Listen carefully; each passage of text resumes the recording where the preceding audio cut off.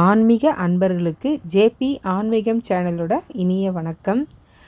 தைப்பூசத்துக்கு 48 நாள் சில பேர் விரதம் இருப்பாங்க, சில பேர் 21 நாள் இருப்பாங்க, சில பேர் இருக்க முடியலையேன்னு கஷ்டப்படுவீங்க. என்னாலையும் அப்படி தாங்க நானும் நினச்சேன். என்னாலையும் அட்லீஸ்ட் 6 நாளாவது இருக்கலான்னு நினச்சேன். சில சூழ்நிலையால் என்னால் 6 நாளும் இருக்க முடியல. இன்றைக்கி 8ஆம் தேதி சனிக்கிழமை நான் சவிதா டென்டல் ஹாஸ்பிட்டல் இருக்குங்களா, அந்த டென்டல் ஹாஸ்பிட்டலில் ஒரு முருகர் கோவில் இருக்குது. அந்த கோவிலுக்கு போயிருந்தேன். எதர்ச்சியாக தான் நான் போகணுன்னு சொல்லிட்டு எதர்ச்சியாக போனேன்.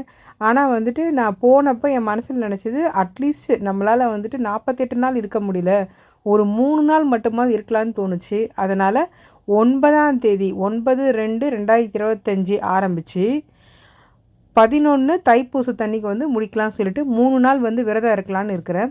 நானும் நிறைய வீடியோலாம் எடுத்து பார்த்தேன், நிறைய சிஸ்டர்ஸ்லாம் போட்டிருந்தாங்க, ஆன்மீக சேனல்லாம் பார்த்தேன். 3 நாள் நம்ம விரதம் இருந்தாலும் நல்ல பலன் கொடுக்கும்னு சொல்லியிருக்காங்க. என்னமாரி நீங்களும் உங்களால் இருக்க முடியலன்னு ஃபீல் பண்ணுறவங்களா இருந்தால், நாளைக்கு 9ஆம் தேதி சண்டேயில் ஆரம்பித்து 11ஆம் தேதி தைப்பூசத்தை விரதத்தை முடிச்சுக்குங்க.